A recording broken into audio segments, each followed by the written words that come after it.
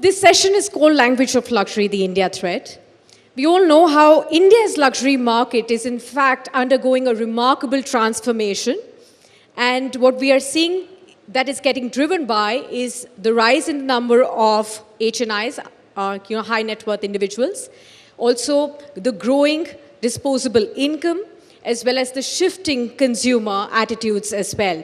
So India is not just a key market for global brands today, it is also giving a lot of opportunity for homegrown luxury brands to in fact explore their global ambitions as well.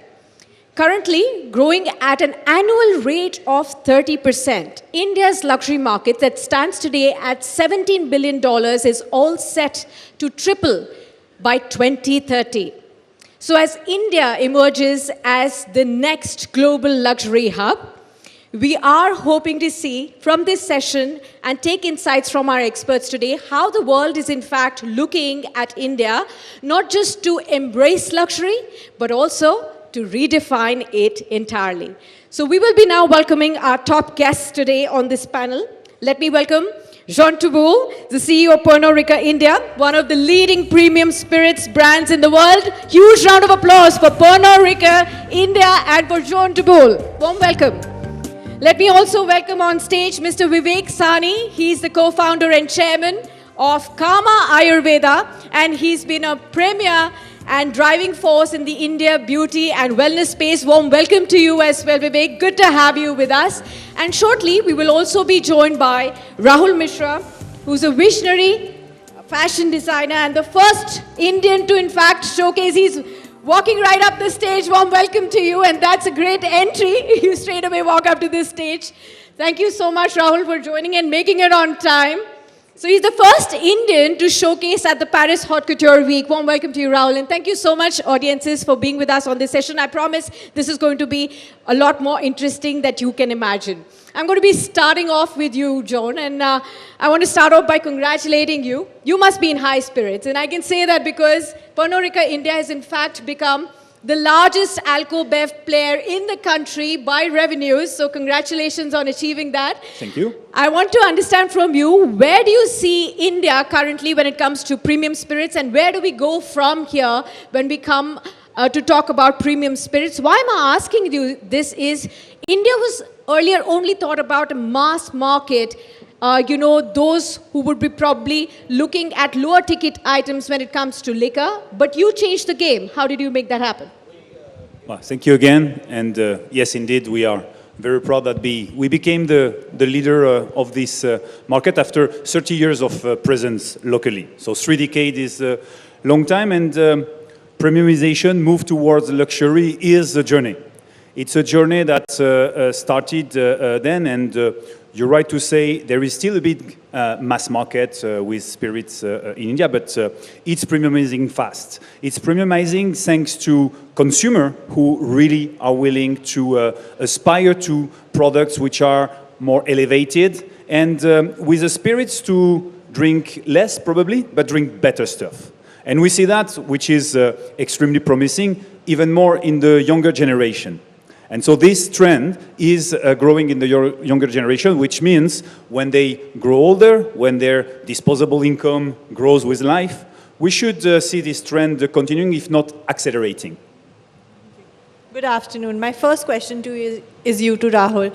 Rahul, you're spearheading Indian luxury fashion on the global stage now. What are the key factors you think are responsible for achieving that? I think when you think on luxury, ultimate beauty of luxury lies in, I would say, one factor we can define is time. So how much time it takes to create something and how long it can retain love of the owner. So these two factors define luxury.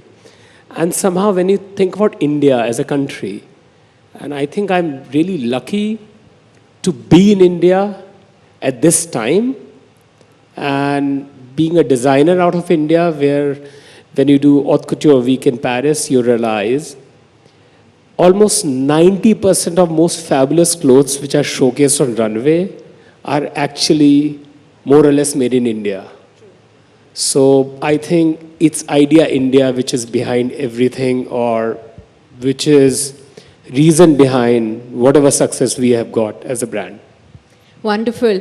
I'll come to Vivek now, and I want to understand from you, Vivek, globally there is this rising trend of clean beauty, and you're already at the helm of it. I want to still understand, do you think the recognition that we were hoping for Indian Ayurveda to achieve on a global stage in the luxury space has been delivered yet, or still there is some bridge that needs to be gapped?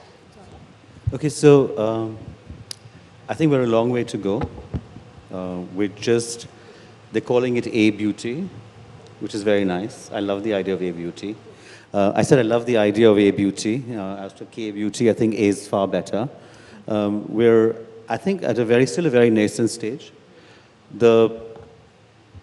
I think at Karma Ayurveda, what I'm very proud about is we took this idea of Ayurveda, a traditional Indian system of medicine, and made it available to, an Indian audience, and now a global audience with our stores in the UK.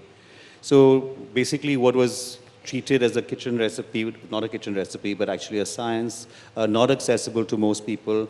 The products that we make, Kumkumadi Thailam Kumkumadi is pretty household. You Google it now, I think there are like 10,000 Kumkumadis up there. When we started 20 years ago, there wasn't even one. Ditto with the hair oil. So I think just the fact alone, the fact that we've popularized Ayurveda in that sense, I think that's extraordinary. By propagating Ayurveda in its most authentic way, which means using the best quality ingredients to get the highest level of efficacy, so the products actually work. Your hair does stop falling, your dark circles do disappear, your acne, skin, all of the stuff does get better. That's where we're premium. Actually not premium, we're luxury. And the world is now discovering it. It's also the sister science of yoga. So I think with the prevalence of yoga all over the world, we're now finally coming to the time where Ayurveda is sort of coming into its, A-beauty is coming into its own. You said A-beauty and everybody is associating it with K-beauty. Why am I saying that? Because K-beauty has actually overtaken the world with the snail mucin and all those products. I want to know, when will A-beauty beat K-beauty on the global stage? I think K-beauty's been around for a while, so just give A-beauty a chance. Yes, absolutely. A chance. And I think it's already very fast. I mean, it's kind of interesting. We opened in the UK 2 years ago, a year ago. And we're at Harrods, and we're in Notting Hill, and I found that people have the same, like London has bad water and hard water, and their hair is falling out. So they're using Bringradi hair oil, and it's only growing. So I'm quite excited about it. And now that we're talking about water, I'm going to shift to Mr. Touboul and ask him, what are the key growth drivers of the Indian spirit market, and how do you think PRI is innovating and going ahead in the curve? Innovation is key in our business, because if we want to continue to interest and attract consumers, to evolve them towards a product with more value, we need to deliver these values through innovation. So we are constantly doing that, whether it is with our existing big brand like Royal Stag, where we did Royal Stag Double Dark recently, more peaty. We did the Blender Sprite 4 Elements that we launched, or totally new to the world brand like Longitude 77, our own Indian single malt, which we launched 18 months ago, and which is a true elevation to the local whiskey market. So innovation with premiumization towards luxury. And also, if I could ask you, how do you collaborate between industries? Do you see yourself collaborating across industries? There is many collaboration, and we have Rahul here. Our brand Blender Sprite works with fashion, and has been working with fashion for probably 20 years. So we do see this association of lifestyle when it goes to fashion, when sometimes it goes to sport. Our brand Chivas Regal just announced a global partnership with Ferrari Scuderia, and also with Charles Leclerc, the pilot. So this collaboration, this association are key to us towards the two examples I mentioned are very luxury, toward this elevation, this lifestyle that our consumers are looking for. Rahul, I'm going to come to you next. And, John started to talk about innovation. I still want to ask you about fashion industry, which is considered as the most innovative industry. Nowadays, we're talking about digital and AI also in the fashion industry. So I want to know from you, when we talk about, very personal heritage, handmade, personal couture, can that continue to command value in this new tech-driven era when AI is going to be looking to take over all the industries? We all also keep asking this ourselves. And definitely AI is a wave which everybody, like if you're not using AI tools, you might already be lagging behind, for sure. But I have to also share here something. Like think about it's like late 18th century or early 20th century. Clyde Monet is still there. And photography was taking over the world. Somehow most of the artists, they were making money by making portraits of rich people. Suddenly photography is there. There's no longer requirement for so many artists. But art kept appreciating.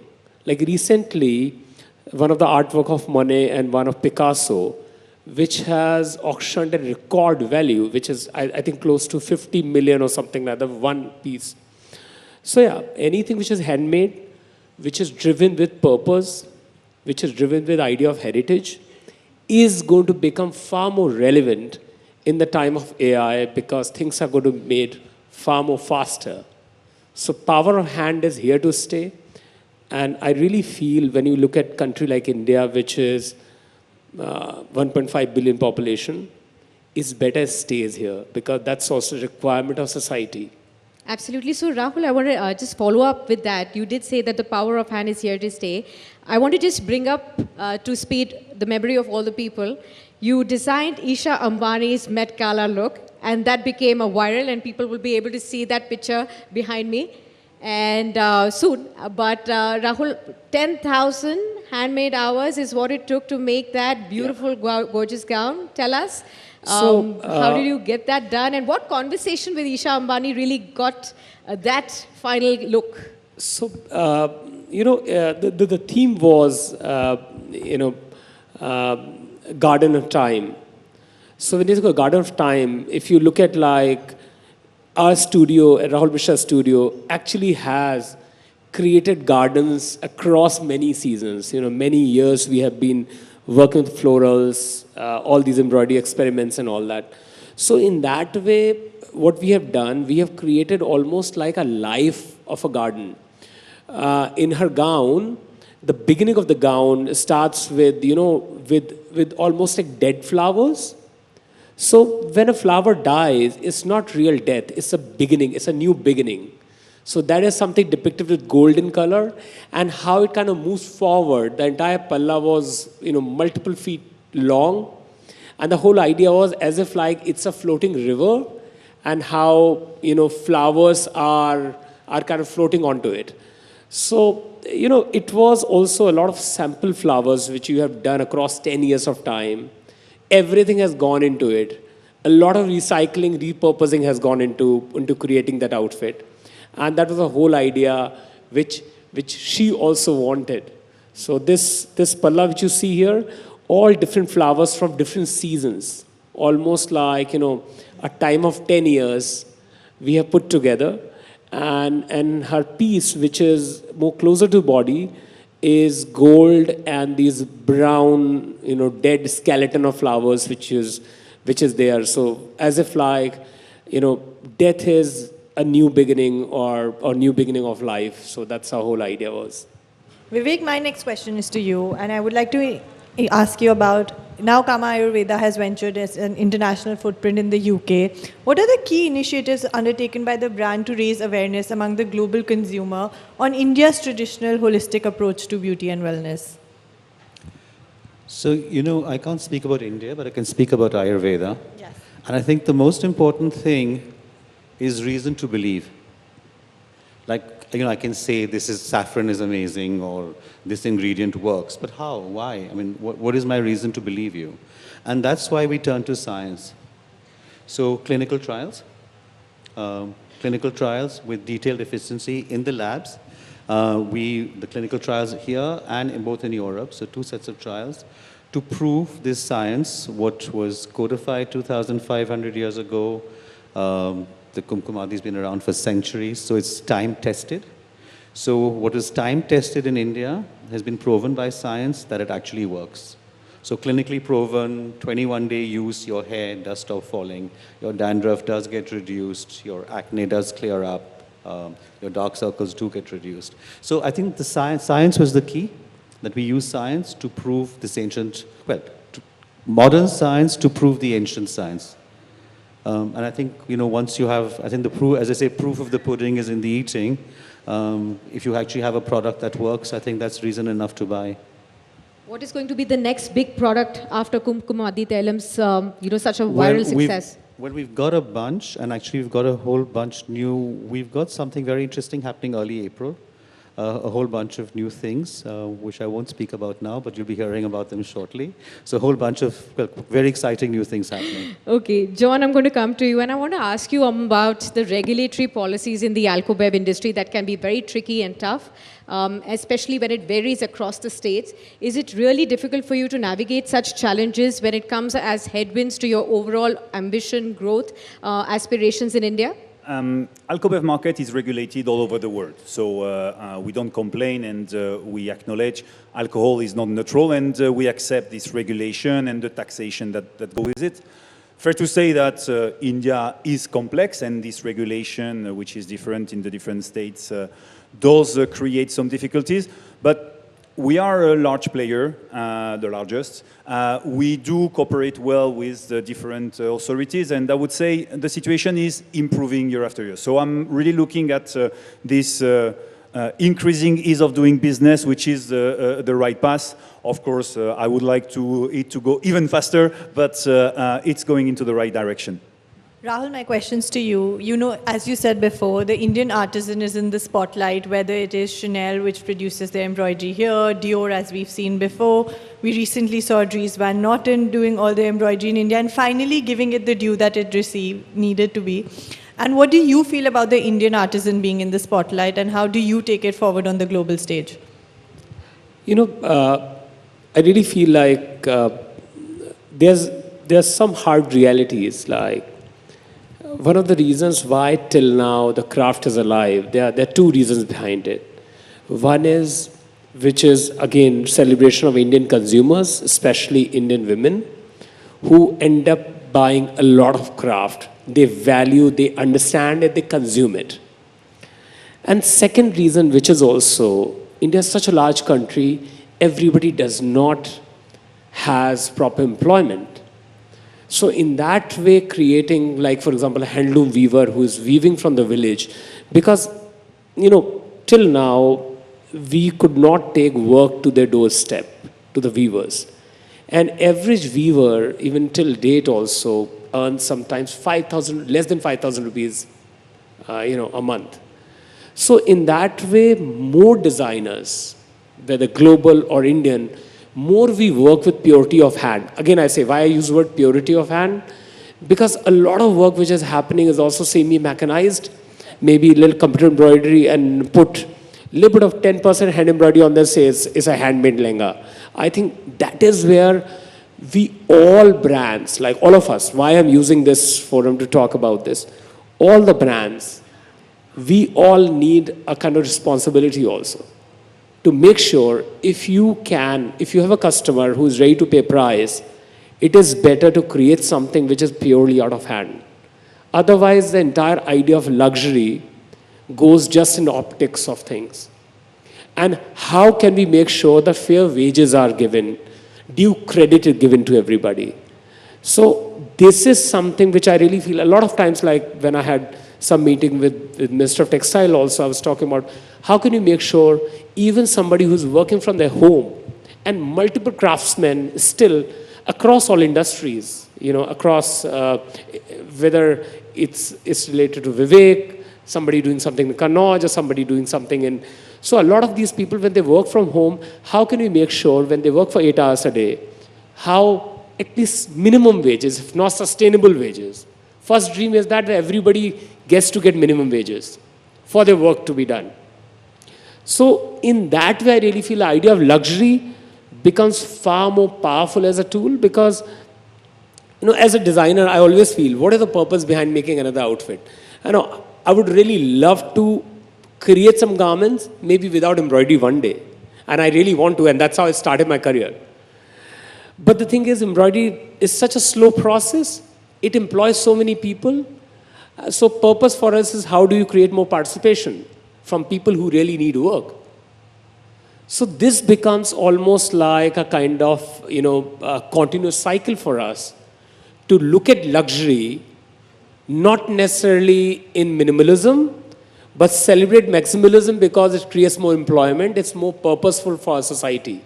And sustainability-wise, I always say it, you might grow organic cotton, best material possible, but, when you make up million of T-shirts like that, it's no longer sustainable.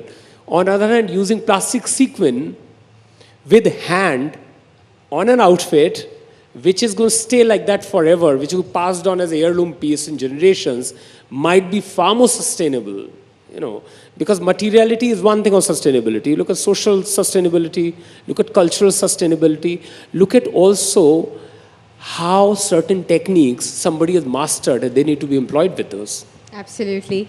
John, I'm going to come to you. My last question to you. We're running out of time now.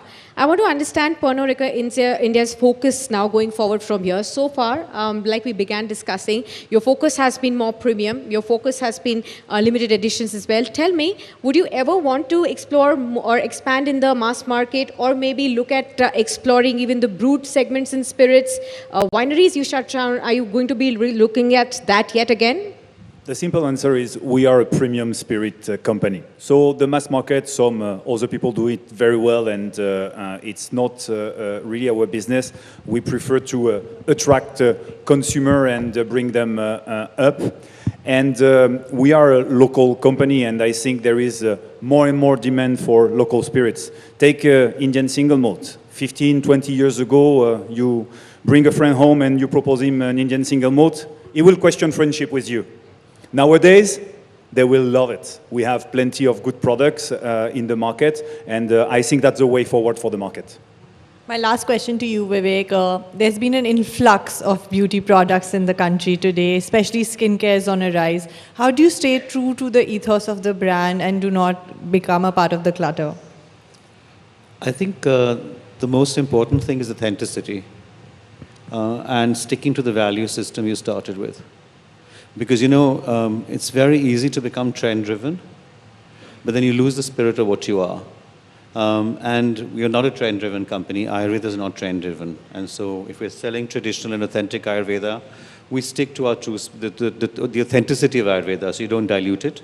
Obviously, you create more modern ways of utilization, of using it, end consumer use, because obviously nobody wants to just, only put an oil. They might want to use a cream, which is diluted. So, but to stick, I think authenticity is critical. Thank you, everybody, and thank you all the audiences for listening in. You've been great and fascinating insights being shared. Thank you, Rahul, Vivek, and John, for that insightful conversation.